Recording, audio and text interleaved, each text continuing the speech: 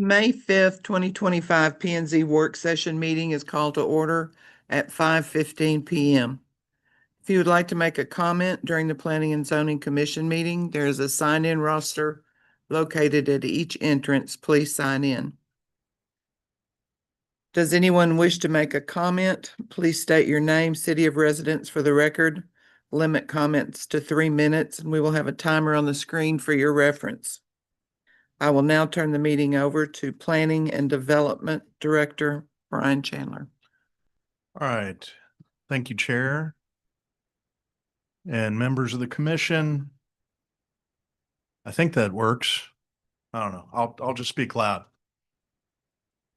So on tonight's agenda, we've got two zoning cases, and there have been some other further developments today on the second one. I'll give you an update. On the first one, which is the one at Honor Lane, they are requesting to table one more time to just provide a little bit more time to potentially work with a buyer and, to be able to sell that building for a community center, the original intent within that development. And so anyway, they're just requesting 2 more weeks. Any questions on that? I mean, I think Shelby is much more up to date than I am. If you want more detail, otherwise that would just require your action to table until the next meeting. All right. Then the next one, so 12,000 FM 2305 and also 12016 on West Adams. So the engineer and owner are here. In your packet, you saw a site plan. They have since also clarified that they want to do townhomes around the kind of north and western parts of the project. And so we've discussed with them. We've also discussed with one of the neighbors who has given his time to show up to clarify that we feel like that's a substantial enough change that we would recommend that we table that for a month. We would resend notices, an updated site plan. With that site plan, we'd recommend that you show the townhome lots so we can see, are you proposing 25-foot lots, 30-foot lots? How does that impact neighbors? In terms of how many lots might they see through the backyard? Are they 2 stories? Are you going to have balconies? Those kind of questions that if we do that for a month, that gives us time to renotice and no charge to the applicant. And it's just feel like in terms of the public interest, have our development review committee also just review that again for that portion. Once again, that's a new part of the request. So our recommendation would be to table that. Of course, the owner and engineer here in case you had any questions, but ultimately I think they just wanted to also be able to say, hey, they're in agreement with that. Okay. So any questions? I know this gentleman is I believe a neighbor. And so if there's, and other neighbors, yes, thank you. So they'll have an opportunity to speak, during the public hearing. If it's opened, it's just a matter of which would recommend because there are folks here and but whether it goes through a full presentation, we just want to be able to give the folks that have shown up an opportunity to ask their questions. Perfect. And then so will you do the whole presentation or will we just take public comments? Kyle, what do you recommend? I recommend public comments. Okay. There's enough changes. Yeah. We could pull up the site plan. Yeah. Pull up the site plan and just, that, because that's what was posted on the website. Well, presumably y'all have had a chance to look at that, but yeah, so now they've specified townhouses and then we would like to see more detail, which would be typical for plan development. Okay. All right. Then we've got two plats. FY 25-17 PLT. This is at 7,002 and 7,200, 7246 Old Highway 95.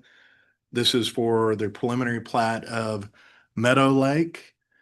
And so this is really right across 93 from the next plat, Leon Reserve, which the development team from WB are here to address number 8, Leon Reserve, but also I think the developer for Meadow Lake is here if you have any questions.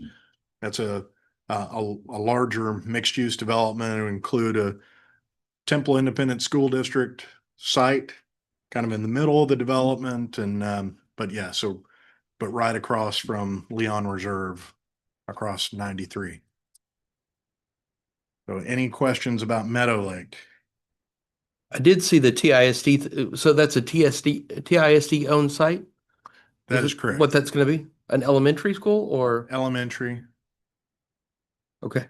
So are the boundaries changing now? It's not going to be Fifth Street for Academy? Is that finally changed or? I think that's close to TISD or close to Academy, but I'm not sure if those boundaries had changed. I think 93, both sides always, that section, I know there's Went to TISD. TISD. Okay. There's a section of the north. I mean, as you probably know, Wyndham Hill, that neighborhood, that's Academy, but that's kind of a strange little gerrymander Okay. boundary. Yeah.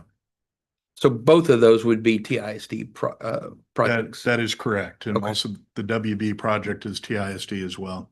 Got it. Thanks. Okay. And then, so that takes us to our last one, and this is the final plat of Leon Reserve Phase 2. And so this one is going to take a little time, because we're also going to give the applicant an opportunity to present some slides.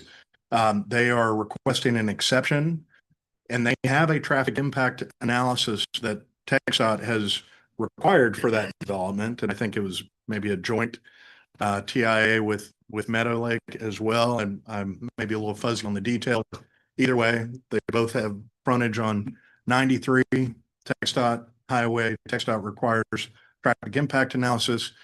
They have agreed to implement all of the traffic impact analysis recommendations, but we're recommending against the exception to allow more than 300 lots, which by our practice and our interpretation, with two widened entrances, their only access is going to be along 93. And that is I think within 500 feet of each other. And so, in working with our fire marshal, who is a big part of our development review committee process, to see if we would support that exception of allowing them to exceed the 300 lots that those two entrances would support by code, even though they're implementing the TIA.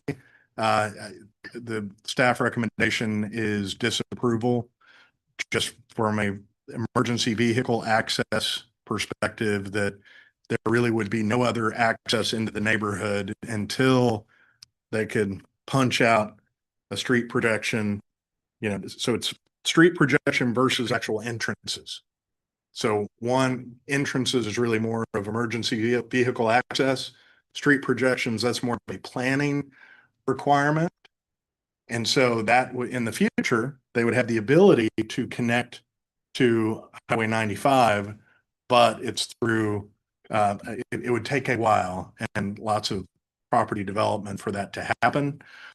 So, yeah, that's all part of the presentation. And of course, the applicant, they have their own slides, because of course it's important to them to try to be able to get, I think, the 380 something lots that they're showing, that was part of the preliminary plat and then this final plat. And so anyway, that one will take a little bit of time. I know I saw our fire marshal, Landy Setzer, is here as well, and in case you had any questions for him during that presentation. So if there are Any questions on that? We do have a little bit of time.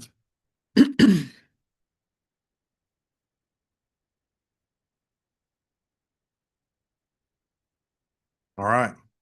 And I apologize, I will be leaving right after the workshop. I've got a fourth grader that's at a choir concert.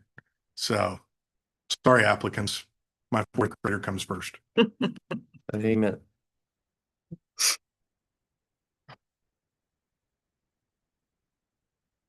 Commissioners, may I have a volunteer for the invocation? Commissioner Morales will give the invocation. May I have a volunteer for the pledge? Commissioner Smith will do the pledge. We will now hear from Tiffany in regards to affidavits. Commissioners, for the record, no affidavit to abstain has been received. This is correct. Thank you. Is there any additional business for the work session? If not, the work session is closed at 5:25 p.m.